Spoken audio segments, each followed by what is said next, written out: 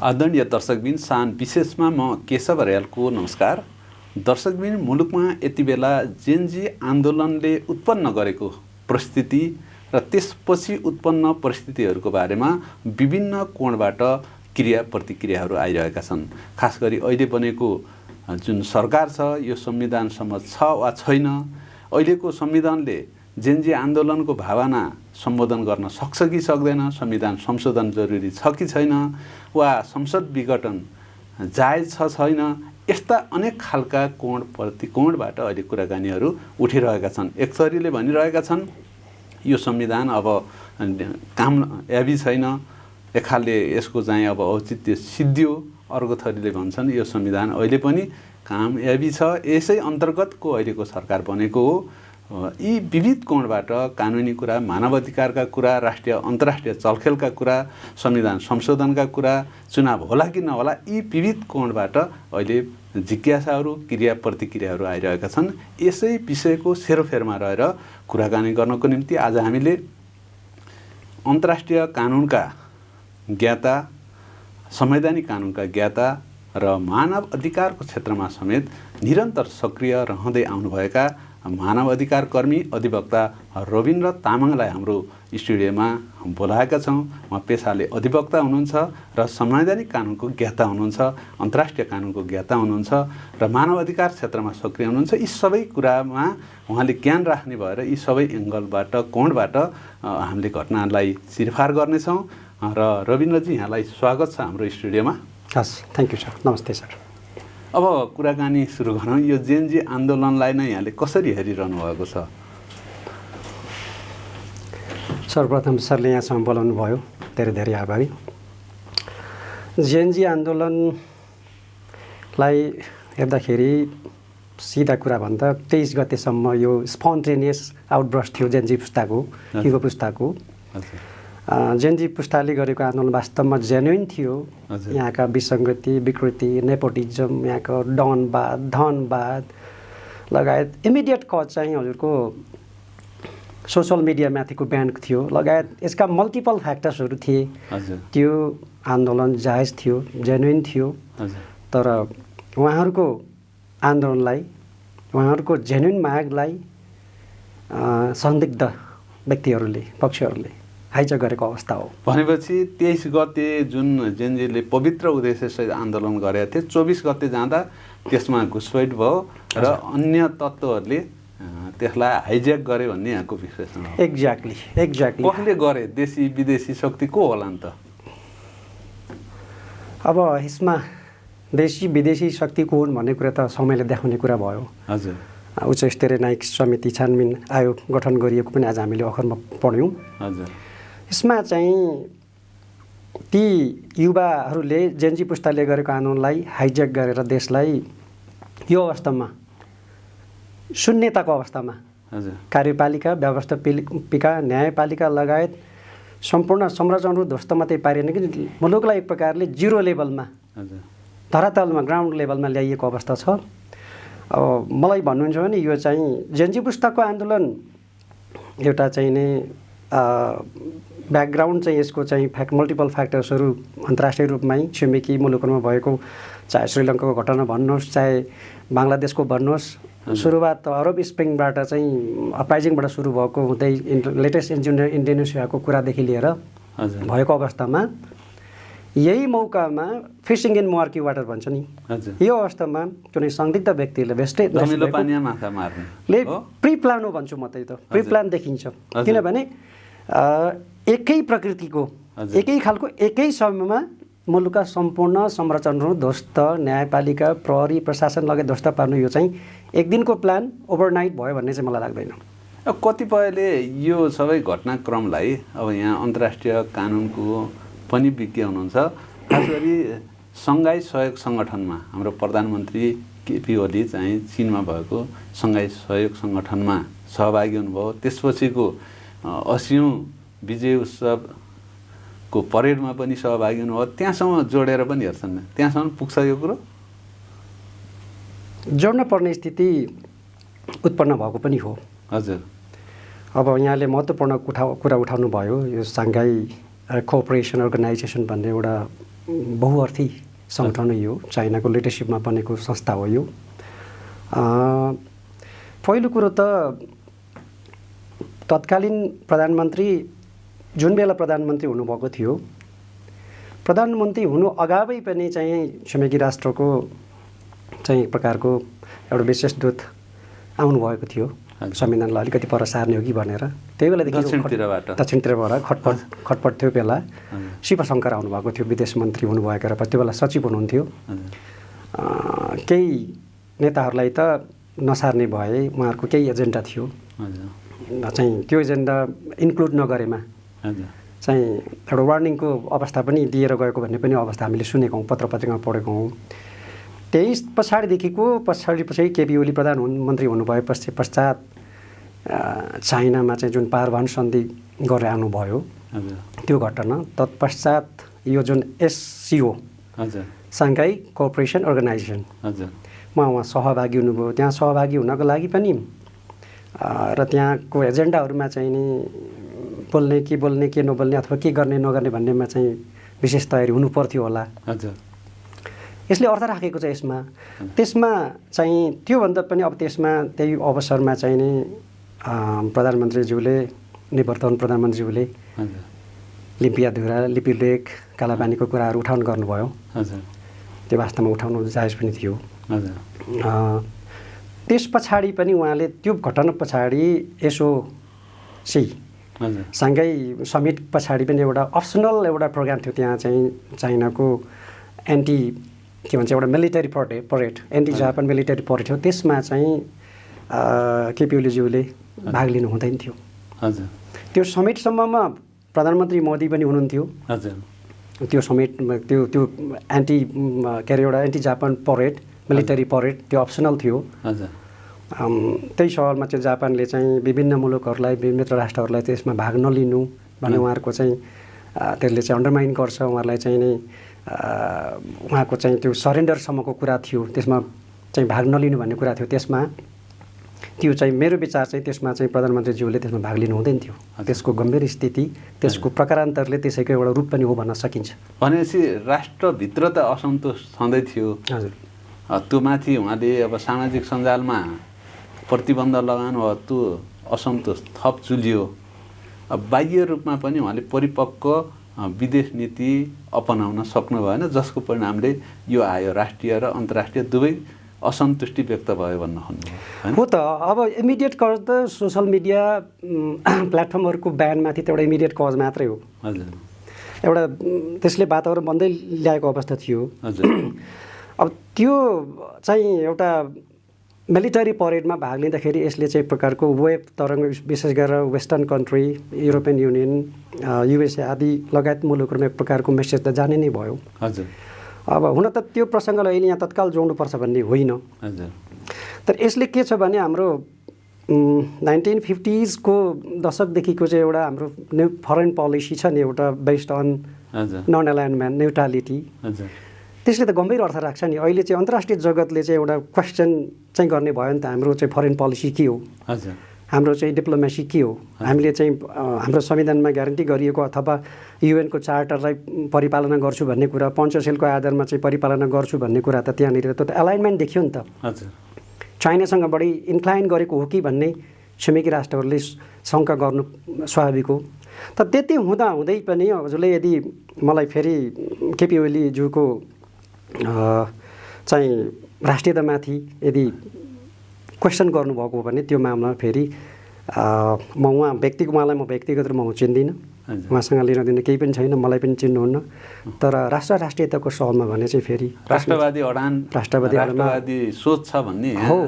म त त्यो सवालमा चाहिँ उहाँलाई नायक नै भन्छु। उहाँले गरेको उठान सही समयमा थियो थिएन र त्यो अलग पाटो हो। तर एउटा शङ्का चाहिँ उठ्छ, कतै त्यही इस्युबाट चाहिँ नि हिजो हाम्रो इतिहासमा भएको सतीले सरापेको देश भन्ने एकजना काजी भीमल्ल श्रीमतीले होइन, मलाई त्यो इतिहासको झल्को चाहिँ आइरह्यो। उहाँका थुप्रै 1900वटा कमी कमजोरी थिए होइन केपी ओलीज्यूको, आज प्रसङ्ग ठ्याक्कै केपीएलज्यूकोमा आयो। यो प्रसङ्ग चाहिँ कतिको शान्तव्रत थियो मलाई थाहा छैन, हजुरले उठाइहाल्नुभयो। उहाँका थुप्रै चाहिँ नै डिमेरिट्सहरू थिए, कमजोरीहरू थिए, तर राष्ट्रवादी अर्डरमा उहाँ नआएको। हजुर, त्यो इतिहासले के भन्यो भन्ने लाग्छ मलाई। हजुर, तर धेरै मान्छे त के भन्छन् भने यो सारा राष्ट्रको क्षतिको जिम्मा केपी ओलीले ल्याउनुपर्छ। उहाँले अनावश्यक बल प्रयोग गर्नु भन्नुभयो, अबोध बालबालिकामाथि ताकी गोली हान्यो, उहाँको अहम हट 23 गते नै रिजाइन गर्नुभएको भए त यत्रो हुन्थेन। त्यो सामाजिक सञ्जाल 23 गते नै फुक्का भयो भन्दै भए पनि 24 गते नै जाने थिएन होला। यसको क्षतिको नैतिक जिम्मेवारी त उहाँले लिनुपर्छ भन्ने कोणबाट र उहाँलाई कारबाही नै हुनुपर्छ भन्दासम्म आवाज आइरहेछन् नि त। टु सम एक्सटेन्ट अब यो त भन्ने भइहाल्यो नि आम जनताले। अब यसको बारेमा त को दोषी थिए, कसको कति पार्टमा चाहिँ नि यसमा चाहिँ नि संलग्न थिए भन्ने कुरा त गौरीबहादुर कार्कीज्यूको संयोजकत्वमा उच्च स्तरीय छानबिन आयोग नै गठन गरियो। त्यो आयोग गठन भएपछि भन्ने कुरा हो। हजुर, र जेनजी पुस्ताका भाइ बहिनीहरूको एउटा चाहिँ नि जेन्युइन माग लिएर सडकमा चाहिँ स्वतःस्फूर्त आइरहेको आन्दोलनमा गोली चलाउनु पर्ने अवस्था कसरी आयो? यो गम्भीर विषय नै हो। हजुर, गम्भीर विषय नै हो। जेनजी पुस्ता किन सडकमा आयो भन्ने कुरा पनि अघि मैले यहाँलाई निवेदन गरिहालेँ कि मल्टिपल फ्याक्टर्स छन् नि। हजुर, सोसल मिडियामाथिको ब्यान भनेको त्यहाँ चाहिँ नि वाक स्वतन्त्रको कुरा थियो, राइट टु इन्फर्मेसनको कुरा थियो, राइट टु इन्टरटेनमेन्टको कुरा थियो, राइट टु इम्प्लोइमेन्टको कुरा थियो, धेरै कुरा थिए नि त त्यहाँ। हजुर, त्यो ब्यान गर्नु हुँदैन थियो उहाँले। त्यो अवस्था देखेपछि उहाँले तत्कालै चाहिँ त्यसलाई चाहिँ फुका गर्न पर्थ्यो। त्यो कमजोरी रहे। उहाँको हटले पनि कहिलेकाहीँ त्यो हटी भएर पनि यस्तो भयो कि हुनसक्छ। तर यसरी हेर्दाखेरि मलाई चाहिँ के लाग्छ भने उहाँ चाहिँ यतिको चाहिँ अवस्था त्यो मुभमेन्टले लिन्छ भन्ने आकलन गरेको देखिँदैन। उहाँको इन्टेलिजेन्सिया उहाँको चाहिँ नि त्यो सुरक्षा निकायबाट उहाँलाई काम गर्न दिएन, थाहा दिएन, थाहा लिन चाहनु भएन, उहाँले नजरअन्दाज गर्नुभयो। त्यो that was blunder, big blunder. अब यो घटनाक्रम त घटि नै सक्यो। अब यसका सकारात्मक नकारात्मक को दोषी यो त छानबिन आयोग बनिसकेको छ, त्यसले ल्याउला। हामीले धेरै बहस गरेर पनि खासै हामी त उयो सैद्धान्तिक कुरा हो, व्यावहारिक पाटै हेर्ला। अब यसपछि उत्पन्न परिस्थिति एउटा संवैधानिक कानुनको ज्ञाताको हिसाबले, प्राध्यापकको हिसाबले कसरी गर्नुहुन्छ? अहिलेको जुन सरकार बन्यो होइन, यो संविधान सम्मत छ छैन, वा अहिले हाम्रो संविधानै कामयाबी छ कि छैन होइन, मृत छ कि जीवित छ कि कोमामा छ कि के छ त? ठिक भन्नु सरले। संविधान अहिले आइसियुमा छ। हजुर, आइसियुमा छ, मरिहालेको पनि छैन। हजुर। अब यो जुन सरकार संविधान सम्मत भयो कि भएन भन्ने कुरा त एउटा लेम्यान्डेन बुझ्ने कुरा हो कि संविधान सम्मत त हुने कुरै भएन। परिस्थिति पनि असहज परिस्थिति, आन्दोलनको उपज विषम परिस्थिति हो। अब त्यही माथि पनि प्रधानमन्त्रीज्यू पूर्व प्रधान न्यायाधीश भइसक्नु भएको व्यक्ति, हाम्रो संविधानको धारा कति 248(6) ले चाहिँ मानव अधिकार आयोगको 173 पनि जान मिल्छ र 132 ले चाहिँ अन्त जान मिल्दैन होइन। तोकिएको ठाउँ बाहेक अन्त जान नमिल्ने 132 मा व्यवस्था छ भने 248 को 6 मा चाहिँ राष्ट्रिय मानव अधिकार आयोगमा चाहिँ जान मिल्ने बाटो खोलिदिएको छ। यो बाहेक अन्त जान मिल्दैन संविधान त। तर यो त संविधान टेकेर भन्दा पनि यो त आन्दोलनको भाव होइन, जेनजी आन्दोलनको डिमान्ड अनुसार भएको। त्यो भएर त यो त राजनीतिक निर्णय होला नि, होइन र? सरले सही भन्नुभयो। यस बेला संविधान पल्टाएर बसिराख्ने, संविधानका चाहिँ धारा उपधारा केलाउने अवस्था पनि रहेन। किनभने कानुनभन्दा माथि, संविधानभन्दा माथि, कानुन संविधानभन्दा माथि राजनीतिक अवस्था परिघटनहरू हुने। संविधानै दुई प्रकारले बन्ने त हो नि। एउटा चाहिँ संसदबाट बन्ने हो, अर्को आन्दोलनबाट बन्ने हो। कयौँ कुरा त आन्दोलनकारी र सरकार पक्षबीच एग्रिमेन्ट हुने र पछि चाहिँ संविधानमा त्यसलाई समावेश गर्ने गरी पनि हुन्छ नि। अहिले त्यसरी भयो भनेर हामीले विश्लेषण गर्न पनि त सकिने भयो नि, सकिने भयो। Doctrine of necessity knows no law भन्छ नि। हजुर, आवश्यकताले कानुन बुझ्दैन भन्छ। अब त्यसरी नै हामीले चित्त बुझाउनु पर्ने हुन्छ। हजुर। अब जेनजी पुस्ताको माग पनि तत्काल संसद विघटन गर्नुपर्छ भन्ने नै थियो। हजुर। अब यिनै संसदीय व्यवस्थाका विशेष गरेर पुराना पुस्ताका नेताहरू, केही अमुक नेताहरूका क्रियाकलापबाट इनका नेपोटिज्म फेभरेटिज्म इनका डनवाद धनवादले वाक्का दिक्क भइसकेका आम नेपालीहरूले त्यो बुझ्ने नै भएन। यति बेला संविधानका अक्षरहरू धारा उपधाराहरू केलाइराख्ने बेला पनि रहेन। हजुर, राजनीति निर्णय गर्ने हो माहौल यस्तो भयो। तर फेरि अर्को कोणबाट पनि कुरा गरिँदैछ कि यो जेनजीको आन्दोलनलाई मासु भेउतो बनाइयो। खासै के भयो र अहिले पनि सर्वोच्च अदालत छँदैछ, अब भवन जले पनि संस्था त छ, राष्ट्रिय सभा छँदैछ, प्रदेश सभाहरू छन्, स्थानीय तह छन्, संविधान सबै छ। एउटा केवल संविधान सभा भङ्ग गरिया हो, त्यहाँको पनि अध्यक्षहरू त छँदैछन्। यो संविधान अनुसार त अहिले पनि संविधान सभाको अध्यक्ष जीवितै हुनुहुन्छ भनेपछि यो त यसो पानी छम्केर निभाउने काम भएको पुरानो संविधान आन्दोलनले परिवर्तन गर्नुपर्छ भने तर परिवर्तन भएन, उस्तै छ भनेर पनि कोणबाट कुरा गरिन्छ। यसलाई कसरी लिनुहुन्छ? हो, यसमा आंशिक सत्यता छ। यति बेला चाहिँ नि मुलुक विषम परिस्थितिबाट गुज्रिरहेको बेला अब तिनै पुरानो संरचनाहरूले गरिराख्ने कुरो भएन त अरू कहिल्यै नभोगेको कहिल्यै नबेरेको यो एउटा के भन्ने अभूतपूर्व एउटा अनप्रेसिडेन्ट अकल्पनीय क्षति चाहिँ के हो भने कार्यपालिका व्यवस्थापिका न्यायपालिकालाई एकैसाथ आक्रमण गरेर निमित्तान्न पारिएको छ, धुलिसात पारिएको छ। प्रहरीको मनोबल गिराएर बटम लाइनमा पुर्याइएको छ। यो कसले गरियो भन्ने कुरा हो। जेनजी पुस्ताको आन्दोलन कसले हाइजेक गरियो र कसको भेस्टेड इन्ट्रेस्ट थियो भन्ने कुरा प्राइमेरी कुरा हो यति बेला सर। र यति बेला हेर्नु सर्वोच्च अदालत खालि एउटा भवन मात्रै भत्केको होइन नि, भवन त हामी उठाउन सक्छौँ। युरोप पनि त first world war second world पछि ध्वस्त भएका थिए, मार्शल प्लान पछाडि उठेका हुन्, यस्ता भोलि उठ्लान्। तर हिजो सर्वोच्च अदालतमा चाहिँ हेर्नुहोस् 2008 सालदेखिका त्यहाँ चाहिँ सर्वोच्च अदालत एउटा अभिलेख अदालत हो नि, कोर्ट अफ रेकर्ड हो नि, त्यहाँका रेकर्डहरू त्यहाँका मुद्दाहरू। अनि यही प्रसङ्गमा चाहिँ त्यो हामी छलफल गर्छौँ नै। अहिले चाहिँ जस्तो अब यो संविधान छ कि छैन त के भनेर बुझौँ। मैले निवेदन गरेँ यहाँलाई, आइसियुमा छ, कोमामा छ, संविधान छ। हजुर, राष्ट्रपतिज्यूले त्यही संविधानको धारा 61 टेकेर त चाहिँ प्रधानमन्त्री गठन गर्नुभएको, संविधान मरिहालेको त छैन, अलिकति शिक्षित बिरामी अवस्थामा। अनि जस्तो अब यहाँले निरन्तर अन्तर्राष्ट्रिय फौजदारी अदालतको हामी पक्ष राष्ट्र बन्नुपर्छ भनेर अभियान चालाउँदै आवाज उठाउँदै आउनुभएको थियो। त्यो यो आन्दोलनमा आकर्षित हुन्छै हुन्न? यहाँका सरकार चलाउने, आदेश दिने वा आन्दोलन गर्नेहरूलाई त्यो धारा आकर्षित हुने छ कि छैन? राम्रो कुरा उठाउनु भयो केशव सरले। यसमा अब रोम विधान अन्तर्गतको इन्टरनेसनल क्रिमिनल कोर्ट ले आकर्षित, त्यसको चाहिँ जुरिस्डिक्सन आकर्षण हुनको लागि पहिलो कुरो नेपाल यो आइसिसीको रोम विधानको पक्ष राष्ट्र भएको हुनुपर्छ। पक्ष राष्ट्र छैन, अनुमोदन गरेको छैन। त्यसले गर्दाखेरि यो चाहिँ अब सामान्य यो चाहिँ डोमेस्टिक कोर्टको जुरिस्डिक्सनभित्र पर्ने कुराहरू छ। भित्र आगजनी भए चाहिँ त्यहाँ चाहिँ आगजनी भए, तोडफोड भए, हत्या भए, यी चाहिँ विशेष गरेर अन्तर्राष्ट्रिय कानुनभन्दा डोमेस्टिक लकै दायराभित्र पर्ने हो।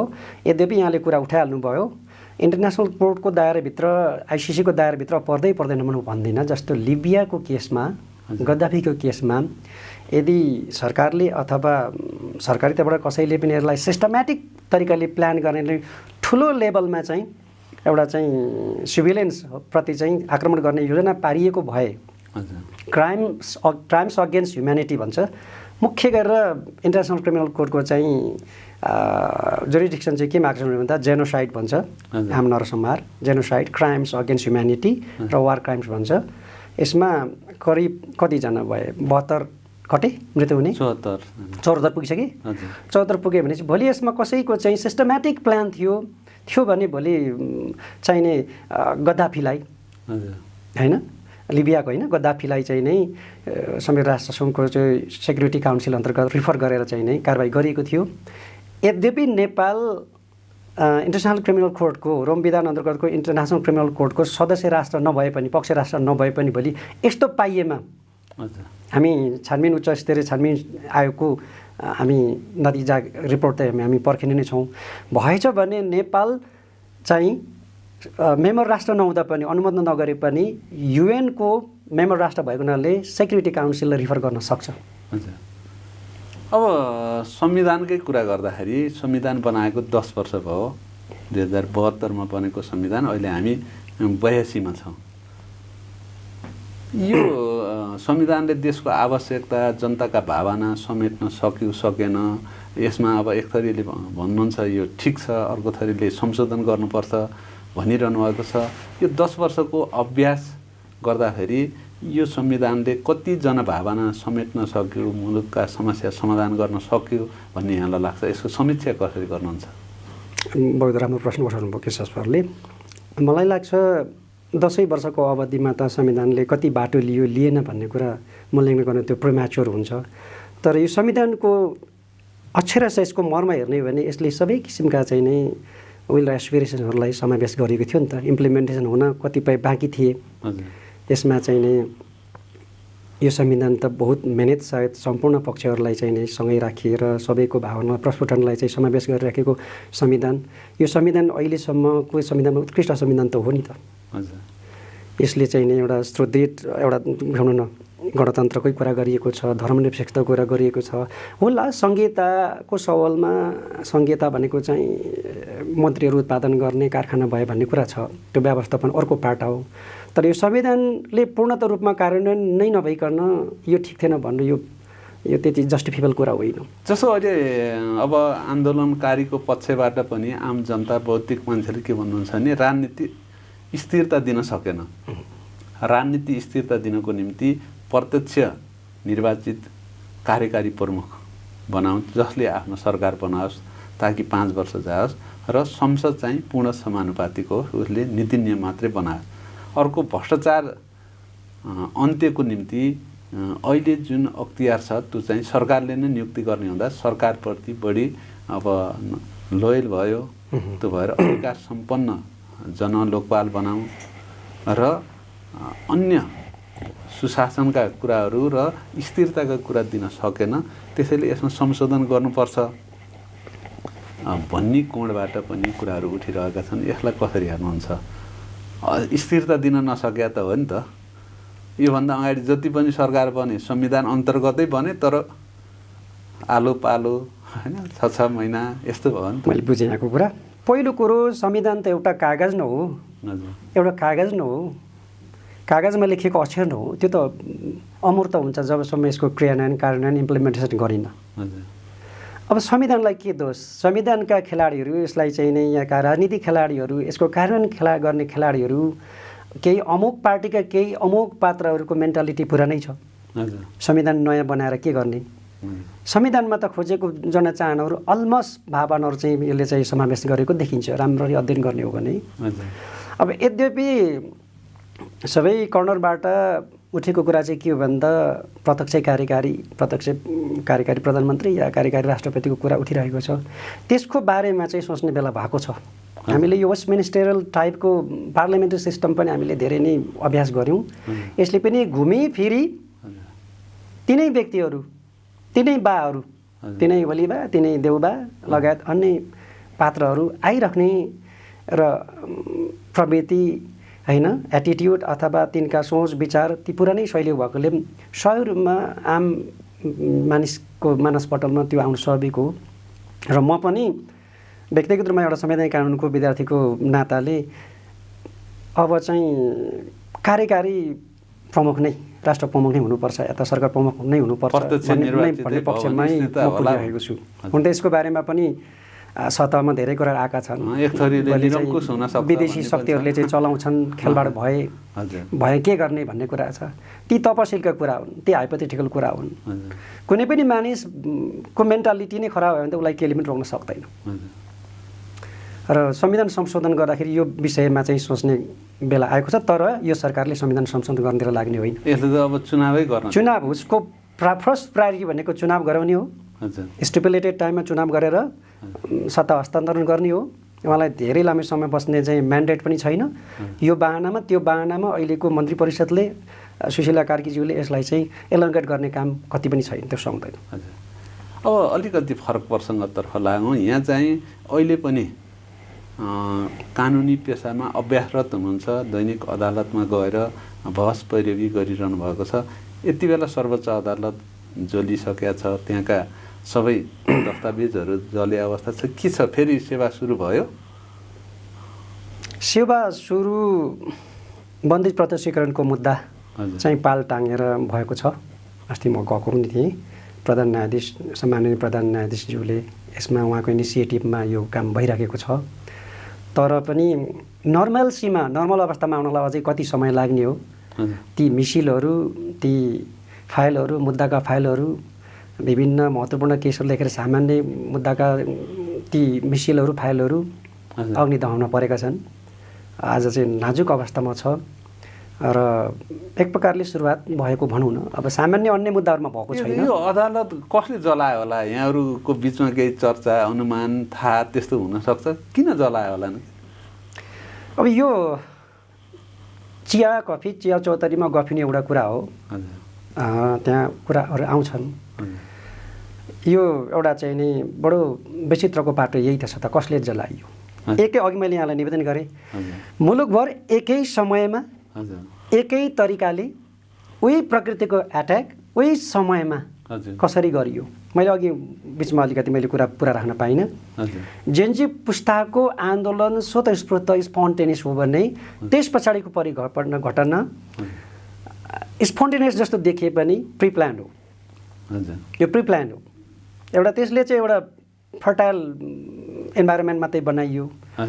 त्यसैले त मुलुकको चाहिँ नि न्यायपालिका, व्यवस्थापिका, कार्यपालिका, पुलिस प्रशासन निमित्यानै पारियो।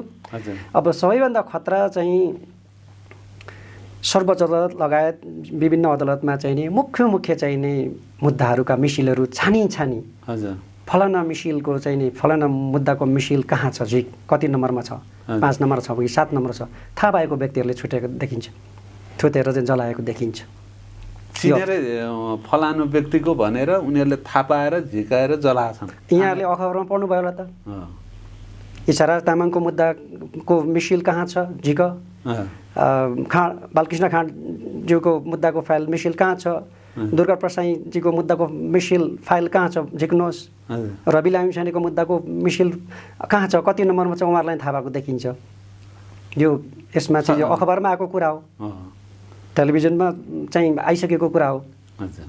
यहाँ त अब चाहिँ नि छानी चाहिँ कस्तो मेन्टालिटी देखिन्छ भने ती मुद्दाहरूका मिसिलहरू जलाइए भने मुद्दा चल्दैनन्, निमित्त नै हुन्छन्, अब बन्द भयो भन्ने मेन्टालिटी देखिन्छ। त्यो गलत हो। त्यो त फेरि आह्वान गर्न सक्छ नि सर्वोच्चले सम्बन्धित पक्षहरूलाई, जे जसो छन् तिनी ल्याउनुहोस्। कति त सफ्टवेयरमा बाँकी पनि होला नि। सम्मानित प्रधान न्यायाधीशज्यूले भनिसक्नुभयो, मुद्दा मिसिल जल्दैमा, कागज जल्दैमा मुद्दा सकिने होइन। अब सबैभन्दा अर्को खतरा यहाँले अघि पनि कुरा उठाउनु भयो, मुलुकका कारागारमा रहेका 14,000 कैदीहरू भागेका छन्। अझ इन्ट्रेस्टिङ कुरा चाहिँ यो बिचमा चाहिँ म पनि एउटा कानुन व्यवसायी भएको नाताले मैले गरेको काम भनेको, मैले मेरा क्लाइन्ट, मैले हेरिराखेका मुद्दाहरूको क्लाइन्टहरू जो कैदी बन्दी हुनुहुन्थ्यो उहाँहरूलाई मैले कारागार ऐनको चाहिँ नि दफा उपदफा सम्झाएर उहाँहरूलाई फर्काउन सफल भयो। मैले कमसेकम 4-5 जनालाई त फर्काएँ नि त। आफ्नो ठाउँबाट पहल गर्ने त भने कानुन शासन। ती त एउटा हिनियस क्राइम्समा चाहिँ, जघन्य अपराधहरूमा चाहिँ नि अदालतबाटै, सम्मानित अदालतबाटै नै चाहिँ नि फैसला भएर चाहिँ नि कारागारमा जानुभएको हो नि त उहाँहरू। हुन सक्नु होला विविध कारणले केही पर्सेन्टहरू निर्दोष मान्छेहरू पनि हुनुहुन्छ कि, सबै हामी दोषी हुनु भन्दैनौँ। त निर्दोषै भए पनि त्यसको प्रक्रिया छैन, ड्यू प्रोसेस छैन त्यहाँबाट आउने। त्यहाँबाट छुट्नलाई पनि त्यहाँ ड्यू प्रोसेस छ। फेरि अदालतले चाहिँ नि अथवा त्यहाँको उहाँहरूको चाहिँ कैदमा बस्नेमा समय अवधि चाहिँ मच्योर हुनुपर्ने होला। बडो यो चिन्ताको अवस्था छ सर। यसले चाहिँ नि बडो एउटा ठुलो प्रश्न चिन्ह उठाएको छ कि यो को तत्त्व हो, कुन तत्त्व छ जसले चाहिँ नि मुलुक टोटल फेलियर भएको हेर्न चाहन्छ। यसमा देशी विदेशी सबै खालका तत्त्वहरू लाए नेपालको ऐत चाहिँ नेपालकै ऐत चाहिने होला कि त्यो बेलाको सरकारको ऐत चाहिने होला? शब्द कडा हुन्छ कि सर। एउटा कुनै एनिमल स्क्याभेन्जर कुनै सिनो मरेको छ भने त्यहाँ त गिद्ध आउने भए, कुकुर आउने भए, अलिक शब्द कडा भयो कि मैले माफी चाहन्छु। त्यो स्वाभाविक हो। देशी विदेशी आउने नै भए। तर मेरो भन्ने कुरा चाहिँ के हो भने, मैले भन्ने कुरा चाहिँ के हो भने विदेशीलाई मात्रै दोष दिएर केही पनि हुँदैन सर। तपाईँले तपाईँको घर राम्रो अर्डरमा राख्नु भएन भने तपाईँको घर कल झगडा तपाईँले बाहिर एक्सपोज गर्नुभयो र ढोका खोलाइ राख्नु भने सहयोग न छिमेकी मात्रै होइन जो पनि पर्छन्। आफ्नो घर अर्डरमा राख्नै पर्छ, छिमेकीलाई दोष दिएर केही पनि हुँदैन सर। अब कसरी जानु पर्ला त? अब हामी अन्तिमतिर पनि आउँ। यी यावत चिजका बिचमा होइन द्वन्द्व, जलन, संविधानको निष्क्रियता, यी सबैका बिचमा अब कसरी मुलुक अगाडि बढ्यो भने ठिक होला? अबको गन्तव्य के हुनुपर्छ त? अब मैले अघि यहाँलाई निवेदन गरिहालेँ कि every cloud has a black cloud has a silver lining भन्छ। हरेक चाँदीका के अरे कालो बादलको चाँदीको घेरा हुने जस्तै यी नराम्रा पक्षका यो जुन घटना भयो, परिघटना, यो अकल्पनीय घटनाको केही राम्रा पाटाहरू चाहिँ यहाँका शासकहरूका, यहाँका नेताहरूका, यहाँका चाहिँ नि कर्मचारीका, यहाँका जो चाहिँ नि पद प्रतिष्ठामा छन् तिनको चाहिँ त्यो एउटा ठालुपन, तिनको एउटा चाहिँ त्यो घमण्ड, अहम बेलुन जस्तै केही फुटेको छ। यी नराम्रा कुराका राम्रा पक्ष। यसले भ्रष्टाचार, नीतिगत भ्रष्टाचार, हामीले भ्रष्टाचार खालि पोलिटिकल करप्सन मात्रै देख्यौँ यहाँ होइन। भ्रष्टाचार पोलिटिकल करप्सन मात्रै होइन, सबै क्षेत्रमा छन्। ती मानिसहरूलाई एकचोटि सोच्न बाध्य तुल्याइए। अब फेरि हामीले उठ्नै पर्छ, खरानी भएन उठ्नै पर्छ। एउटा इजिप्सियन मेथोलोजी छ क्या केशव सर, एउटा फिनिक्स भन्ने चरा छ। त्यो चाहिँ कस्तो छ भने हरेक 500 या 5,000 वर्ष, मैले त्यो भुलेँ, 500 वर्ष जस्तो 5,000 वर्ष जस्तो लाग्छ। त्यो चाहिँ हरेक 5,000 वर्षमा आफै आएर जलेर खरानी भएर फेरि अर्को त्यसले जन्म प्राप्त गर्छ भनेर फेरि उडेर जान्छ भन्ने एउटा इजिप्सियन मेथोलोजी छ क्या। फेरि आखिर हामीले उठ्नै पर्छ, खरानीबाट उठ्नै पर्छ। सबैले चाहिँ यसमा सबैको सहयोग चाहिन्छ। स्वतन्त्र एउटा छानबिन न्यायिक समितिले चाहिँ यसको चाहिँ जो दोषी हुन् ती अपराधिक मनोवृत्तिका मानिस तिनलाई कानुनी दायरामा ल्याउनै पर्छ। यो सरकारलाई अहिले चाहिँ हामीले सहयोग गर्नै पर्छ। चुनाव गरेर नयाँ सरकार बन्यो भने त्यसले चाहिँ धेरै अब निकास भने लगभग अब त्यही देखिन्छ। हो, एक्ज्याक्टली। अब पनि संशोधन के गर्नुपर्छ त्यो पनि प्रक्रिया बढाउन सकिने भयो। अहिले अब इमिडिएट गर्ने भनेको त सरकारले चुनाव गर्नु पर्यो, घटनाको छानबिन गरेर दोषीलाई कारबाही हुनु पर्यो, घाइतेहरू, बेपत्ताहरू जो हुनुहुन्छ उहाँहरूलाई सहयोग गर्नु पर्यो राज्यतर्फबाट। अब पीडा सम्झेर मात्रै नि भएन है, त्यसमा मलम लगाउँदै अगाडि बढ्दा चुनावमा गयो भने र नयाँ पार्लियामेन्ट आयो भने ठिक ठाउँमा जाला। मैले यहाँलाई भने त कुनै पनि बहानामा अब कुनै पनि हामीसँग उपाय नै थिएन। संविधानै नरहने अवस्था थियो। अब कल्पना गर्नुहोस् न सर, त्यो चाहिँ नि सेनाले राति कति 10 बजे चाहिँ टेक ओभर नगरिन्जेलसम्मको अवस्था कस्तो थियो त्यो बेला? तहस नहस, डिसअर्डर, केएसको अवस्था थियो। त्यो अवस्थाबाट त कमसेकम अलिकति माथि स्टेप भएको छ नि त। यो सरकारको म्यान्डेट भनेको चाहिँ 6 महिनाभित्रमा चुनाव गराउने हो। फाल्गुन 21 गतेसम्ममा चुनाव गराउने हो। हामीले हर तरहले आफ्नो क्षेत्रबाट प्रत्येकले यिनका चाहिँ कमी कमजोरी खोज्ने होइन कि सहयोग गर्नुपर्दछ। र कुनै पनि बहानामा यो सरकारले यसलाई तन्काउने, लम्ब्याउने, उसलाई भनेर दोष दिएर गर्न पाइएन, गर्न मिल्दैन। र त्यस पछाडिको सरकार नवनिर्वाचित प्रतिनिधि र तिनले बनाएको सरकारले संशोधन गर्ने हो र देशले त एउटा स्थिर गतिमा फेरि लिनै पर्छ, उपाय नै छैन। फेरि पनि जस्तै परिस्थिति पनि हामी नेपालीहरूले चाहिँ एउटा चाहिँ नि भन्छ नि फेरि एउटा नर्मल अवस्थामा आउनको लागि त एउटा चाहिँ नि ठुलो त्याग त चाहिन्छ नि। फेरि हामी विषम परिस्थितिबाट हामी उठ्न सकेका छौँ। एकले अर्कालाई दोष लगाएर, उसले उसलाई दोष लगाएर, एकले अर्कालाई चाहिँ इन्डेक्स अमलाले चाहिँ तन्काएर यति बेला संविधान कानुनका धारा उपधारा, दफा उपदफा बखान गरेर मात्रै हुनेवाला केही पनि छैन। राष्ट्रको माग जे हो त्यो अनुसार हो। अन्त्यमा जाँदा जाँदै हाम्रा दर्शकहरूलाई थप केही भन्न चाहनुहुन्छ कि? दर्शकहरूलाई धैर्य गर्नुहोस्, हामी सबैले सहयोग गऱ्यौँ। हामी अहिले विषम परिस्थितिमा गुजिरहेको छौँ मुलुक है। कसले गरायो, किन गरायो, त्यो बेग्लो पाटा भयो। हामीले सबैले धैर्य त गरौँ। हामी सबैले चाहिँ आफ्नो ठाउँबाट चाहिँ नि राज्यलाई, सरकारलाई होइन, सुरक्षाकर्मीलाई, अथवा म त अझ के भन्छु भने धेरै आदर्शको कुरा नगरिकन ती अघि म त कानुन क्षेत्रको मान्छे भएन, ती चाहिँ नि कैदीहरू भागेर गएका छन् नि, कैदीबन्दी भागेका छन् तिनले चाहिँ ठुलो सङ्कट ल्याउनेवाला छन्। आज न्यायाधीशहरू चाहिँ नि डराएको अवस्था छ। आज कानुनकर्मीहरू माथि सेक्युरिटीको प्रश्न चिन्ह उठेको छ। मैले अघि न्यायाधीशहरूको मात्रै कुरा गरेँ, सर्वोच्च अदालतको मात्रै कुरा गरेँ। यहाँ चाहिँ नि कानुन व्यवसायीको चाहिँ नि वरिष्ठ अधिवक्ता शम्भु थापा दाईको घर ध्वस्त भएको कुरा छ।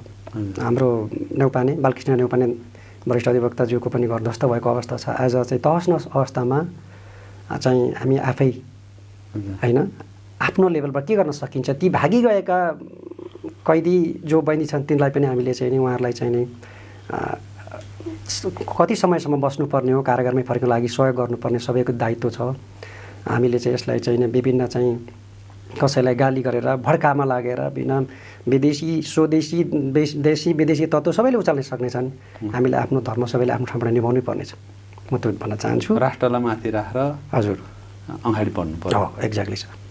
हस्त रविन्द्र सर, यहाँले समय दिनुभयो, महत्त्वपूर्ण विचार राखिदिनुभयो। यसको निम्ति सान न्युज परिवार यहाँप्रति आभार व्यक्त गर्छु। हुन्छ केशव सर, फेरि पनि बोलाइदिनु भयो, धन्यवाद।